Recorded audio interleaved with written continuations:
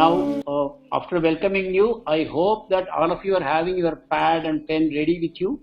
I hope you took notes in the last class, and this class also you will continue to do. I would like to start with this one statement, that is, by joining this course and by attending this class, you are giving a message to Lord Krishna and Radharani who are appearing on the screen. They are the Supreme Lord of this creation. You are giving a message to them that, oh Lord, I am interested in you. I am interested to know you. I am interested to know your instructions for me. And I am interested to understand them and try to implement them in my life. This message, what you are giving to Lord Krishna, is very much received by him. Rest assured that this message is received. The Lord is sitting in everyone's heart. And he is watching us 24 hours. He is just waiting for a small hint from us that we are interested in knowing him, that we are interested to know his instructions. Then his reciprocation will flow. So rest assured, his reciprocation is flowing to you. Keep this reciprocation flowing constantly by remaining connected to Krishna. And how do you connect to Krishna? By connecting to his instructions. This is the secret of connecting. The Supreme Lord is constantly available to us in the form of his instructions in Bhagavad Gita. So by making the effort to learn Gita from the proper devotee parampara system, which was initiated by Lord Krishna himself when he taught Arjuna, that parampara system has come unbrokenly, starting from Krishna till date. Srila Prabhupada and his followers, the parampara is continuing. By connecting to that parampara and by hearing Bhagavad Gita from the bona fide source, you are giving this clear message to Krishna that, oh Lord, I love you and I want to know you more. Please help me. And he will certainly help you. With these words, let us start today's session. So the second day session, we welcome you all. We will read the second shloka of Gita Mahatmya now and then look at the translation. I will read the shloka twice. My request is that all of you will join and repeat the shloka with me twice. Gitadhyayana Shilasya Pranayama Parasya Cha Naiva Santihi Papani Purva Janma Kritani Cha. Again, Gitadhyayana Shilasya Pranayama Parasya Cha Naiva Santihi Papani Purva Janma Kritani Cha. I think there is some delay in the transmission of the slide. Let me see. So the shloka, I don't know, it may appear to you with some delay. So now I present the translation. I will read the translation. In case it is not coming in the PPT, never mind. I will read it for you and I will explain. If one reads Bhagavad Gita very sincerely and with all seriousness, then by the grace of the Lord, the reactions of his past misdeeds will not act upon him. I will read again. If one reads Bhagavad Gita very sincerely and with all seriousness, then by the grace of the Lord, the reactions of his past misdeeds will not act upon him. So, this is just a reflection of what I was telling you just now. By reading Bhagavad Gita sincerely and seriously, you are giving a message to Krishna. What you are saying? Oh Krishna, you spoke Bhagavad Gita for the benefit of all mankind. I have now come around. I have gone away from you for a long time. I was not interested in you. I was not interested in your words. As a result, I have suffered a lot in my life. Now Krishna, I sincerely want to know you. So, once you are giving that message, then what happens? By the grace of the Lord. The Lord is going to extend his grace to you. and how? In a way that we cannot understand. Here it is said by Adi Shankaracharya that the Lord will remove the reaction of all our past misdeeds. They will no longer act upon us. Past misdeeds mean we say sinful actions, right? Every sinful action has to produce suffering to us. But here you see, by the grace of the Lord, because you are giving a message to the Lord, oh Lord, I want to know your instructions. Then the Lord, by His grace, He will remove the reactions of the sins that we have committed in the past. This is such a powerful statement. I don't want to go into great detail, but I still have to mention here. There is a religion which started from outside our country, which is spreading very fast here. Main reason being, Hindus don't read Bhagavad Gita. It is not their fault. They had no opportunity to learn. Yesterday I was telling you, at the age of 12, I read the Holy Bible. At the age of 45, the first time I got a copy of Bhagavad Gita in my hand with the help of some devotees. And that is when I came to know Bhagavad Gita. Within 1 week, my life had changed completely. But at the age of 12 years, without my asking, the Holy Bible was with me. And I was reading with great interest. But unfortunately, what has happened? What the founder had taught has been completely perverted by subsequent followers. And they say, your sins will not act upon you once you accept our God. But here we are saying, once you read Gita sincerely and seriously, means you read Gita and try to implement in your life. Whatever you have done in the past, the Lord is willing to forgive, provided your future life you want to live by Bhagavad Gita. This is the commitment that we make to Krishna. Oh Krishna, I surrender to your instructions. Please remove whatever sins I have done in the past. That we don't know how much sins we have done in the past, because we know here Adi Shankaracharya uses the word Purva Janma Kritanicha. Purva Janma. Not in this life alone. In my past births also, I have done lot of bad things. And how do I know? I don't even know. But they will act upon me. Why they will act upon me? Because I am a soul. I am an eternal soul. I have only changed my body. The new body I have got in proportion to my past activities only. I have done good, I have done bad. Based on that, I have got my present body. So I cannot say I am this body only. Why should the past lifetime actions act upon me? No, because the body is dead. Just like your table and chair, your cell phone, your computer, they are all dead. Similarly, our body at this present moment is also dead. It looks alive because the soul is sitting inside. Imagine it is stopping, so the car is acting as though it is alive. Its wheels are turning, it is making sound, so the car looks alive. But no, it is not alive. The moment the car stops, the door opens, the driver gets out, the car will not act anymore. The presence of the driver makes the car move and act intelligently. The intelligence is given by the driver inside. Same way, our body is dead, but it is acting by the presence of the soul inside. Just like if your mobile, if you remove the SIM card or battery, it becomes useless after that. Similarly, our body is alive only as long as the soul is present. Once the soul leaves the body will not act. So, I cannot say I am not responsible for the actions of my past lives. My previous incarnations should not act upon me. No, they will act because we are not the body. The body doesn't suffer. See, a dead body, if you go and cut it, will there be any pain? Will the body shout? If you beat him, if you whip him, or if you put him in fire, will the dead body cry? No.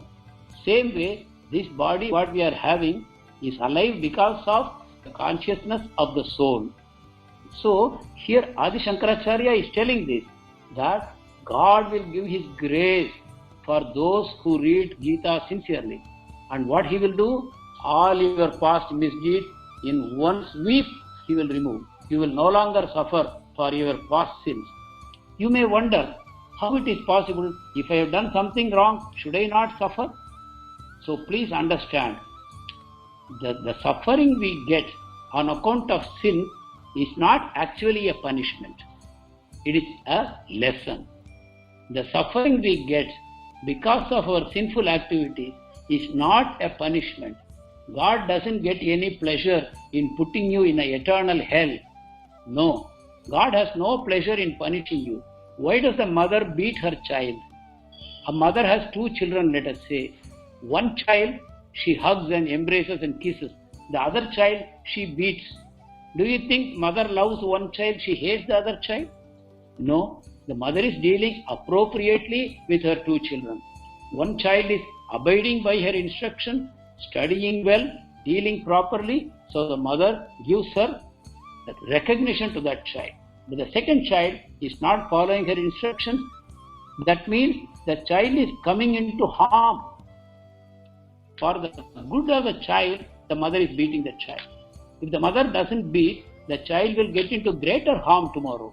He may go to jail, he may become poor, he may suffer diseases.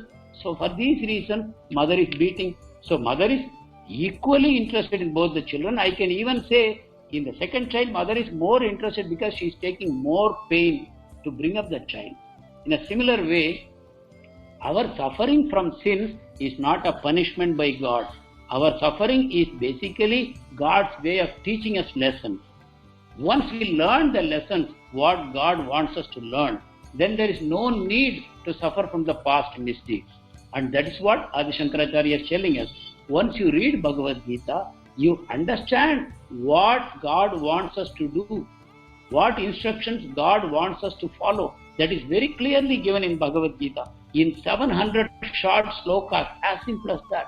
And once you sincerely decide, I am going to follow what Krishna tells me, then Krishna decides, oh, this child has learned his lessons.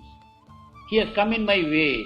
So I will no longer have to give him the punishment for his sins. But that power is only in the hands of Krishna.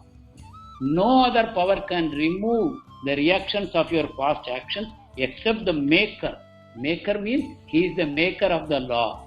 Only the person who made the law can forgive us for our transgressions. Right? We have violated the law. Who can forgive us? Only the maker of the law can forgive. And that is what Krishna does for us. And here we are just developing that theme. As you sow, so shall you reap. So look before you leap. This is the principle of karma. Karma theory says, whatever your actions are, you have to experience the reactions of those actions. So when people say, just do it, are they guiding you correctly? Even though it may make me happy when somebody says, just do it, whatever you want to do, just do it. Don't think twice. You are a free man. This is a free country. And you have every right to experience your world.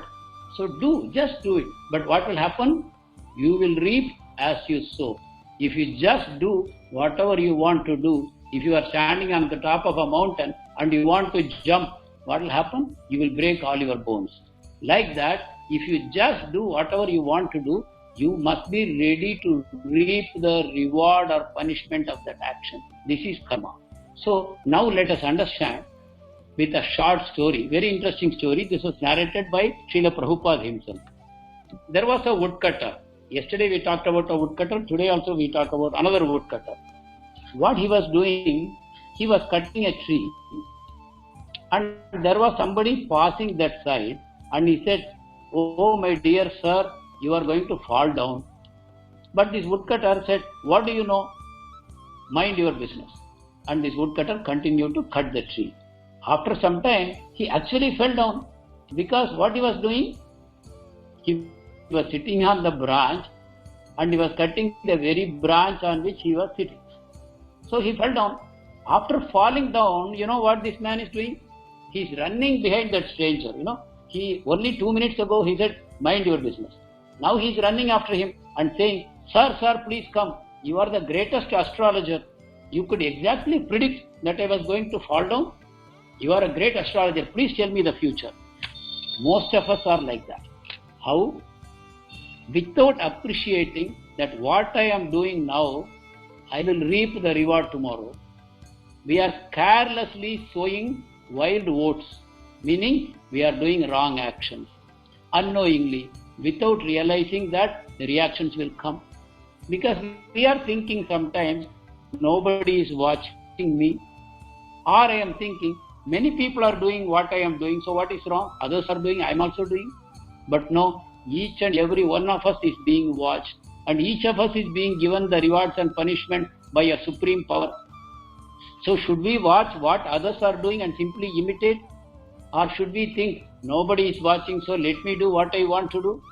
It may be possible in this material world, because our judiciary, our lawmakers, our executives, they are not perfect.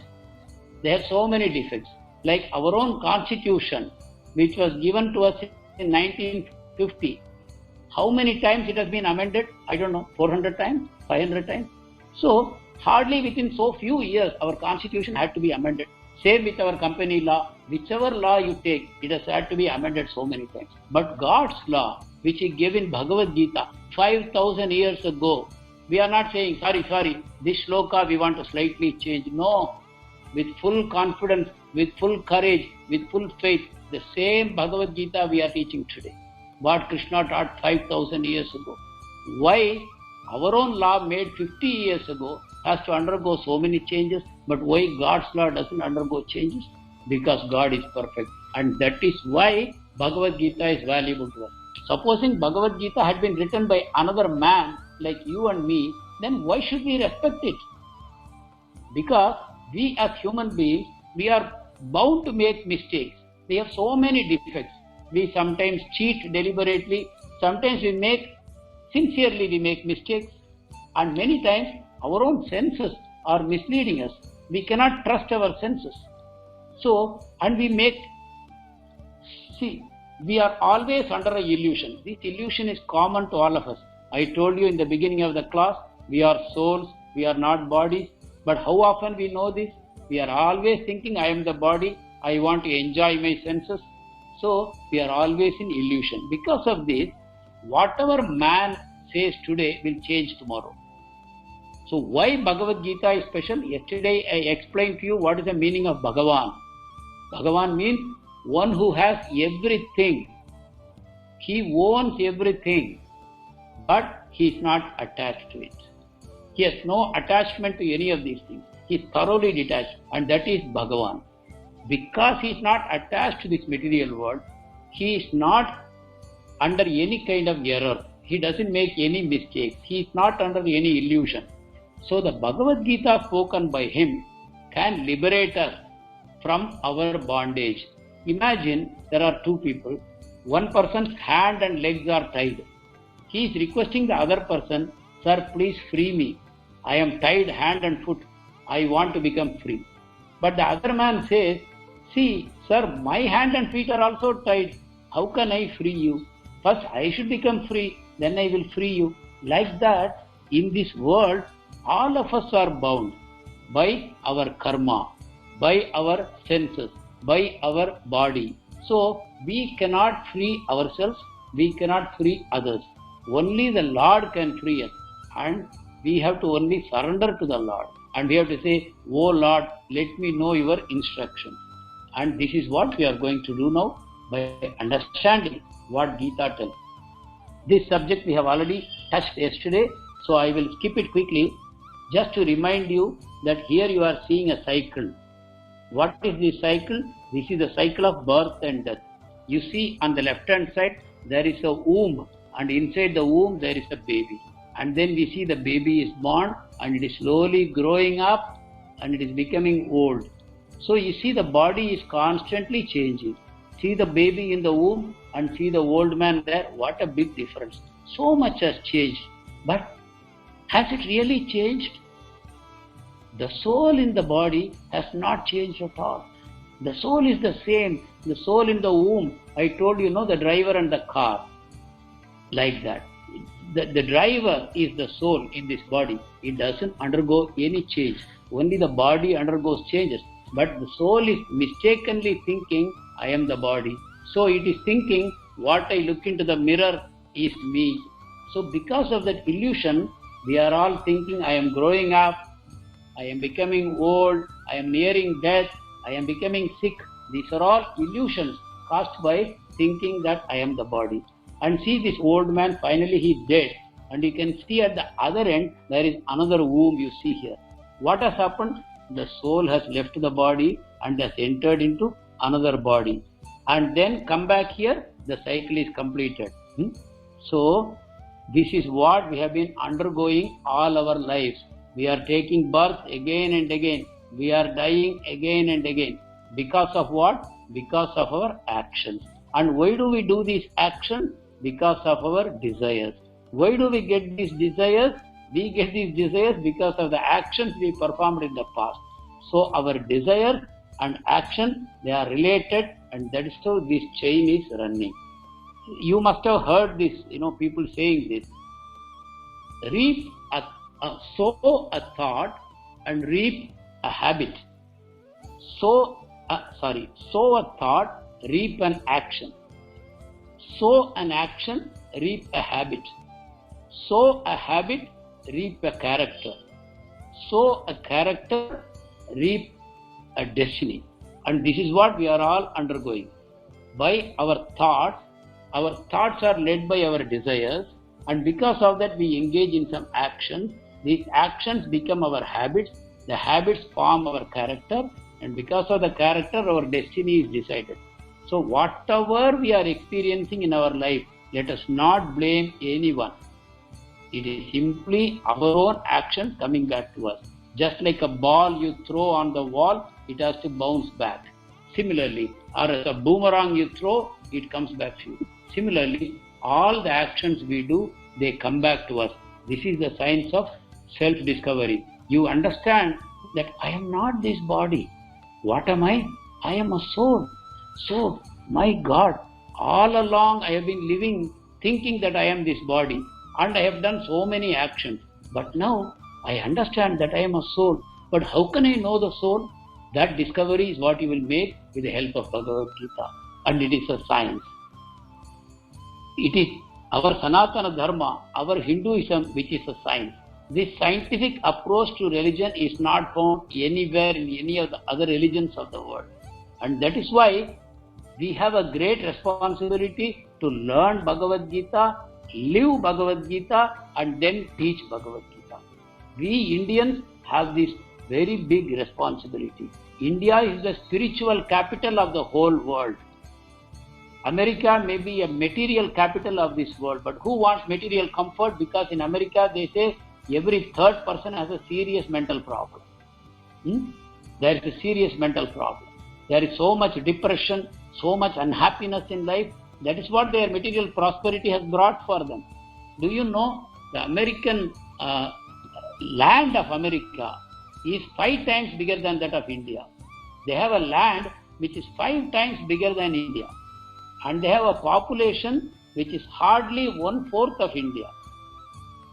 So you can imagine how prosperous they should be. They have 5 times the land of India, but they have 1/4 of the population of India. So for each Indian, whatever we have, they should have 20 times that much. But there is so much poverty in America. 1/2 of America is supposed to be below the poverty line, and it is growing. So how are they managing themselves? So let us understand that material progress doesn't make you happy. It is spiritual progress that can make you happy. That means the whole world is looking to India for its happiness. So let us first become happy by learning Gita, and then let us teach others. So now here we have learnt in this slide that we are souls and we should act on the platform of the soul. We should stop acting on the bodily platform. This is a key understanding. Here is a story of Dhritarashtra. I will briefly tell you this story. Dhritarashtra, after the Kurukshetra war was over, I hope all of you know let me at least briefly tell you. Mahabharata is a great epic that was also recently serialized on our TV. The Mahabharata talks about mainly a war between two families. Basically, they are the same family, Kuru family, between Pandavas and the Kauravas. Kauravas headed by Duryodhan, Pandavas headed by Yudhishthir. They were fighting. What for they were fighting? Duryodhan wanted to have all the land for himself and he was a wicked man. Yudhishthir was a good man, but as a Kshatriya, he has a duty to rule over land. Every one of us has our duties. Similarly, Yudhishthir has a duty to rule the land. So he is telling Duryodhan, you are my brother, please give my share of the property. Actually, the whole property belongs to Yudhishthir only. When you learn Mahabharata in detail, you will understand. But Yudhishthir is not asking. He is telling, just give me something to rule over. If you don't give me half the kingdom, doesn't matter. You give me 5 cities or 5 villages, that is enough for me. He is saying no. So as a result of this, there is a war. The war is because Duryodhan wants to enjoy everything and Yudhishthir wants to perform his duty. You can see the difference in approach. Even though both are fighting, Duryodhan is fighting a wicked battle. Yudhishthir is fighting a moral battle. In that battle, Duryodhan is killed along with his 100 brothers. And then his father Dhritarashtra, who is miserable, he is asking Krishna. He is now asking Krishna, Krishna, why did this happen to me? Why did I lose all my children? That 100 children, and I am a blind man. I never saw them also. And now in front of me, they have all been killed. Why it happened? Then Krishna explained to him, my dear Dhritarashtra, 50 lifetimes ago, you were a hunter. As a hunter, your hobby was to enter into the nests of birds, blind the mother bird, and take away the eggs or the chicks and kill them. So, you were blinding the mother bird and you were taking away the children and killing them. Because of this, you had to suffer blindness and also you should have 100 children killed in front of your eyes. Then Dhritarashtra says, but why 50 lifetimes you waited for this? I could have been punished long back. Krishna says, look, I am telling you the law of karma. Law of karma, you have to accept and believe it and have faith in it. But you cannot completely understand how it works. In your case, Dhritarashtra, you did not have sufficient punya to have 100 sons. You had to have 100 sons. For that, I had to wait 50 lifetimes. Actually, Krishna is not personally administering karma. Karma is administered by Durga Devi, who is in charge of this material creation, and Durga Devi is the assistant of Krishna. Krishna has put her in charge of this creation and she administers karma. So Krishna says, because of that reason, you have to wait for 50 lifetimes. But see, perfectly the sin is squared off. You have lost your 100 sons and you were born blind. So this is how law of karma works. We should not try to ask for everything explained to me. Like our weather forecast, they say tomorrow it will rain heavily and that is the day we have the brightest sunshine. And then they say tomorrow there will be bright sunshine and then it rains non-stop. Why? Don't they know their business? No, they know it, but they are predicting based on so many criteria, They are saying, if this is present, this will happen. That is present, this will happen. They are putting so many variables together in a big computer, a very powerful computer. And the computer says this will happen. But even after considering all the variables they know, there are still some variables they don't know. And because of that, whatever they predict is not always happening. And this is how law of karma works. We cannot fully understand, but it always works. What is that? Every action has a reaction. Whatever you sow, you have to reap. In this lifetime or maybe in another lifetime. So we have to be very careful about what we do.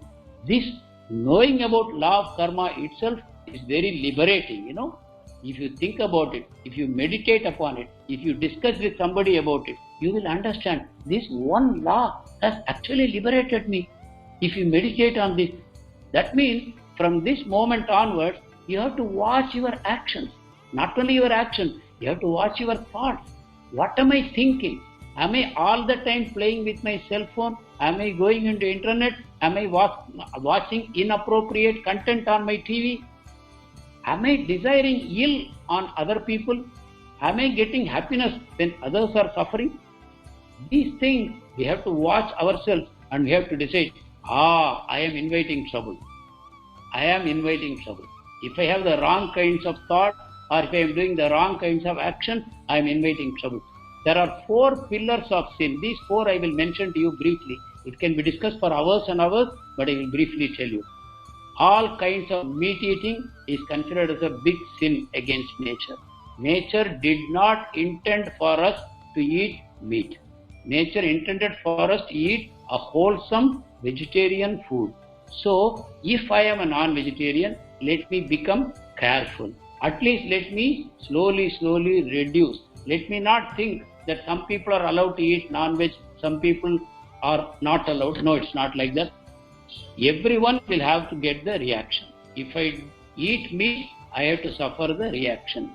You can even say, today, we are experiencing so many problems out of an invisible virus. Why it is happening? It could be because we have been doing a lot of violence to other living things. And so today, we are suffering from an invisible virus and so many people are dying. It is a reaction actually. It's a massive reaction. It's a reaction on the whole world's population. But similarly, it works on the individual also. So one sin is meat eating. Second sin is any form of intoxication. Liquor or drugs or anything that makes you intoxicated. That is number 2. Number 3 is illicit sex. One is supposed to be loyal within the family. One should not think of sex outside marriage. If one is not married, has sexual desires, he should get married. And after marriage, he should look at every woman as his mother. Matruvat Paradareshu. Chanakya says, every woman other than your wife is your mother. That is the Indian ethos. So, this is illicit sex. And fourthly, any form of gambling. Why gambling is sin? Because when you gamble, you think you are higher than God. You think everything happens by chance. You don't understand that there is God who is administering the law of this world.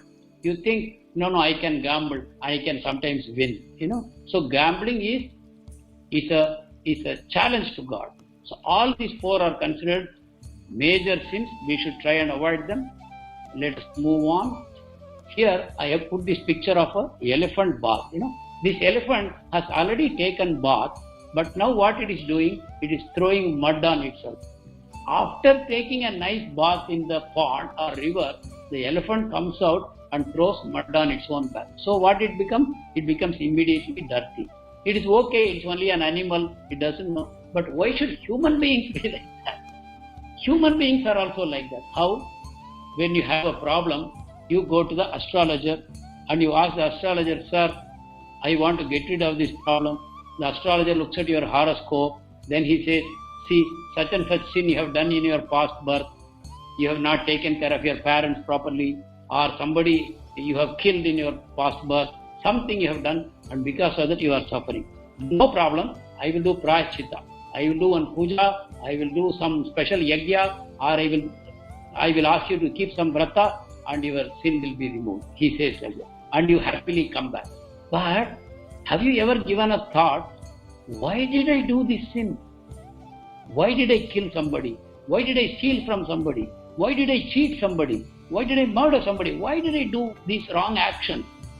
Then you will understand, I did this because I had a wrong desire in my heart. So, that sinful action, let us presume that the astrologer is able to ward off.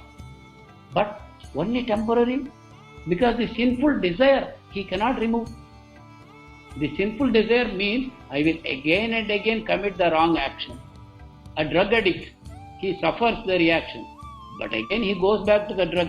After de-addiction, he goes back to the drug. That means, just like the elephant, we are not understanding the root cause of our suffering. The root cause of our suffering is our ignorance of God. It is the ignorance of God that is causing all kinds of problems for us.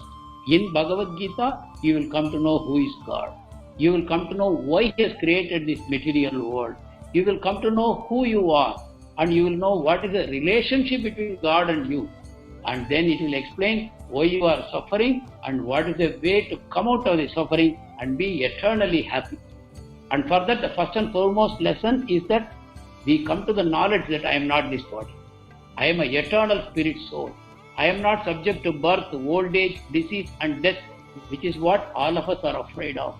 All of us fear old age, all of us fear death, all of us fear disease, and all of us fear being reborn because we don't know where we will take birth, depending on our karma.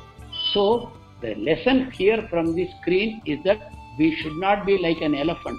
We should not just try to do prayaschitta for our sins, but we should try to stop ourselves from wrong thought and wrong action so that I can avoid the reaction. Otherwise, you do the action and you don't want the reaction. You are jumping from the 20th floor of the building and you are praying, I should not die. But you have jumped from the 20th floor. Before jumping, you should have thought like this and you should have stopped yourself from jumping. But once you have jumped, you have to get the reaction. Similarly, in our life, we should always think before doing any action. You have to press the pause button. You know, you have PAUSE in your music system. You press pause. Then what happens? It gives you some time to think. So, if you are doing everything automatically in your life, you will never become free from your sinful action. But if you use the pause button, before you do anything, you stop and think, am I pleasing Krishna by this action? Am I violating a law of Krishna? Will it bring me suffering? If not in this life, future life, then don't do it. Because it is the soul you are not this body. In this body, if you don't suffer, you will suffer in another body. What difference it makes? So we have to develop the habit of using the pause button, which means you will no longer react. Reaction is automatic, Reaction is automatic. Supposing there is a drunkard and you put a glass of milk and liquor in front of him, the drunkard will automatically go for the liquor. That is his reaction. But supposing you teach him and he comes to understand that liquor is bad for his health, then even though his hand will go to the liquor, he will pause. And then he will think, no, I have suffered enough, I will take the milk. So, all of us can change our behavior. None of us can say, I cannot change. None of us can say, I am an addict of my habit, I cannot change. No. And that is why human life is a life of responsibility. Animals have no responsibility, animals have no karma, but humans have karma. Why? Because God has given us the greatest potential. Greatest potential. What is the potential? We can go back to God and live happily forever. This elephant cannot do. The elephant has to wait, not the elephant, the soul inside the elephant has to wait until it gets a human body. And if it uses the human body properly, then the elephant can go back to God. So we are all in that doorway. Right now, by correcting our behavior, we can go to Krishna in this lifetime. We don't have to take another birth and suffer. And for that, the secret is you have to study Bhagavad Gita sincerely, seriously, and you have to come in the parampara system. Here, Bhagavad Gita as it is written to us by Srila Prabhupada. And Srila Prabhupada comes in a parampara system, unbroken from Krishna. So by connecting with this book, you are connecting with the parampara. When you read Bhagavad Gita as it is, sincerely and seriously, you are already connected to the parampara. So by sincerely reading Gita in the parampara system, you will get all knowledge what you need to go back to Krishna. And you will get all the knowledge you will need to give up all your sinful actions so that you will not suffer. See, Adi Shankaracharya has already told you will no longer suffer for your past sins. Okay? That we read in the sloka. You will no longer suffer for your past sins. But also, you will no longer commit new sins because your heart is transformed. So neither the past sins nor present and future sins will be there. And your life will become clean, perfect, happy, joyful. This is the promise of Bhagavad Gita. And so here I have try to put it in a PPT. We'll be sharing the PPT with you. I am just showing you in brief. There are so many ways of presenting it, but I have made a particular presentation here. All of us are now body centered. Everybody thinks I am the body, right? When my head is aching, I say my head is aching, or I am hungry, or I am doing this, I am doing that, or when I look at the mirror, I am saying this is me. So I am very much body centered. And because of that, I have become a slave of my habits. And these habits have become destructive, repetitive behavioral pattern. I keep doing the same thing. If you watch yourself from morning to night, what you are doing, you will see how many of them are automatic habits and how many of them are bad habits, right? We get angry spontaneously with people, right? We smoke, we drink, we eat junk food, knowing fully well that it will harm me. Similarly, there are so many bad behaviors. Some people have a habit of cheating, some people have a habit of stealing, whatever it is. But we have become habituated to certain behavioral patterns which are harmful, and that is because of our body-centric nature. Why? Because by repeating the same action, I get some happiness. The smoker, every time he lights a cigarette, he gets a temporary happiness. That makes him an addict. So it is all body-centric behavior which is leading to our suffering. And because of following this habit, because of doing reaction instead of response. Response means, as I told, you have to have a pause button. Before reacting, you should stop and consider, and then only you should do the next action. What you should consider? Is it as per Bhagavad Gita I am doing? What I am doing, will it be pleasing to Krishna? That is the pause button. Then you will most often change your action. That is called response. What you do automatically, it's a reaction. What you do after consideration, it's called response. So, because we are doing reaction continuously, we have compromised our future life. Our future life cannot be joyful because we are settling for temporary short-term pleasure. I light a cigarette even though I know harmful. I take liquor even though I know it is bad. I go and watch some pornographic movie. I know it is polluting my consciousness. Still I am doing. So what I am doing? I am compromising future happiness because reaction is going to come. I am doing wrong. I have to face the reaction. My future I am compromising. I am getting short-term pleasure. This is the foolishness. I become dissatisfied with life as a result. Now what Gita will do? Gita will free me from my bodily consciousness by giving higher realization. As a result of that, I will end my karmic cycle. The suffering of karma will end. And Gita will expose me to higher joy of the soul, which I have not experienced so far. But through reading Gita and associating with devotees, I will experience higher joy. So the petty pleasure of material world, I will no longer be attracted. I will not look at short-term pleasures of this material world. And finally, I will forge a permanent bondage with Krishna, the Supreme Lord. And what is He? He is the eternal reservoir of love and joy. So by connect with Him, we will also become a reservoir of love and joy. And this is how Gita will help us to improve our future permanently. This is the promise of the Gita. Anyone who takes up the study of Gita and tries to implement in his life, he will become a beacon of light to the rest of the world. He will become a magnet who will attract the rest of the world to himself. This is the promise of Gita. We have already read this Mahamantra. Please make a note of it. Daily try to chant this first shloka once and the later shloka 108 times. You can do morning and evening. It will purify your heart and it will become very easy to give up your habits, bad habits that you want to give up. We are all struggling. That will be easily given up. And let us close this day by remembering Srila Prabhupada, who is our Jagat Guru. Why he is Jagat Guru?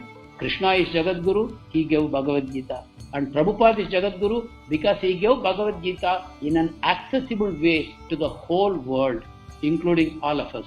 So, let us pray to Srila Prabhupada. Please give us the intelligence to read Gita under proper guidance and help us to follow the instructions. And whatever the struggles that come in our way, please remove. Prabhupada being an authorized representative of Krishna, he can definitely do it for us. So with this, we close the session.